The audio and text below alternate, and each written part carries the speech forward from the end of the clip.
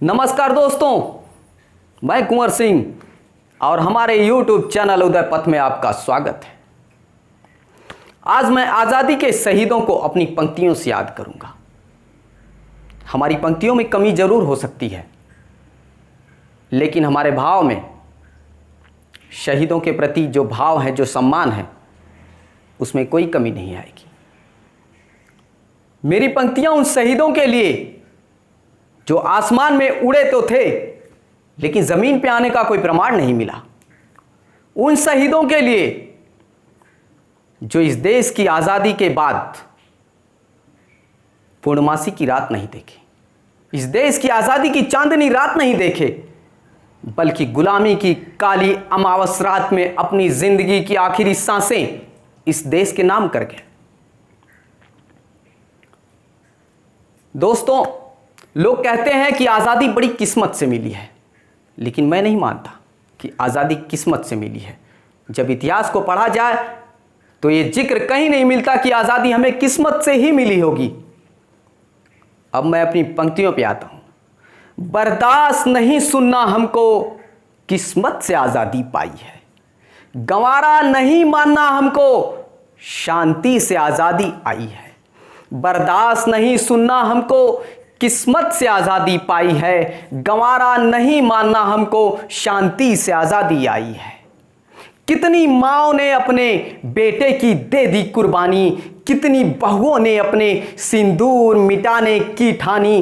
तब तब तब लाल किला के प्राचीरों से आज़ादी की गूंज सुनाई है, आज़ादी की गूंज सुनाई है। दोस्तों, 1857 की क्रांति से भी 100 साल पहले बंगाल के नवाब सिराजुद्दौला और अंग्रेजों की तरफ से नेतृत्व कर रहे रॉबर्ट क्लाइव, दोनों की सेनाएं, गर्मी का दिन था, प्लासी के मैदान में डटी। लेकिन यह युद्ध शुरू होने से पहले मुट्ठी भर सेना लिए हुए रॉबर्ट क्लाइव को यह बात पता थी कि परिणाम क्या होने वाला है। इसका कारण क्या था? उसे अपने सैनिकों की ताकत से ज्यादा भरोसा इस देश के गद्दार मीर जाफर की गद्दारी पर था। यही कारण था कि परिणाम उनके पक्ष में गया और वहीं से हिंदुस्तान के गुलामी की नींव की पहली ईंट पड़ी।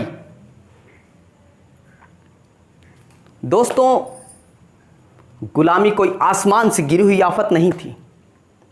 गुलामी कोई आसमान से गिरी हुई आफत नहीं थी, यह तो देश के गद्दारों की गद्दारी का परिणाम था। गुलामी कोई आसमान से गिरी हुई आफत नहीं थी, ये तो देश के गद्दारों के गद्दारी का परिणाम था। अरे, उन्हें आजाद हिंदुस्तान में खुलकर सांस लेना मंजूर नहीं था। उन्हें तो भीख में मिले हुए तख्तो ताज का शौक था, भीख में मिले हुए तख्तो ताज का शौक था।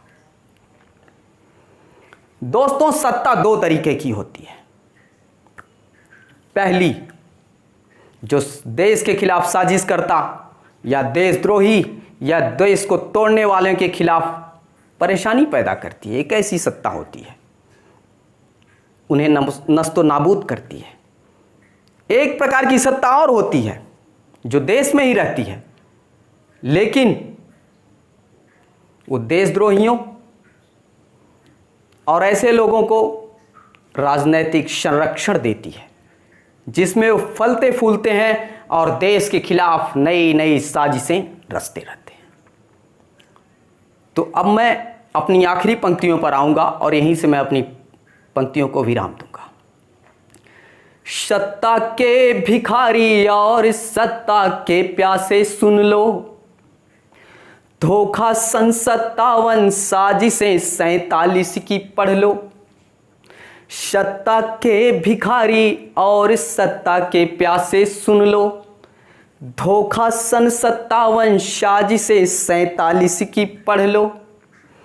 राष्ट्र ध्वज अपमानित करना जो चूहे समझते वीरता, राष्ट्र ध्वज अपमानित करना जो चूहे समझते वीरता। सिंह जागने से पहले तुम अपने बीलों में छुप लो, सिंह जागने से पहले तुम अपने बीलों में छुप लो। दोस्तों, अगर ये पंक्तियाँ हमारे देश के युवाओं को, इन शहीदों के नाम अच्छी लगी, तो जिन्होंने मुझे सब्सक्राइब नहीं किया है कृपया सब्सक्राइब करें, कमेंट करें, लाइक करें, शेयर करें। पर हाँ, घंटी दबाना ना भूलें, क्योंकि जब आप घंटी दबाएंगे मैं अगली वीडियो लेकर आपके सामने हाजिर हो जाऊंगा। जय हिंद।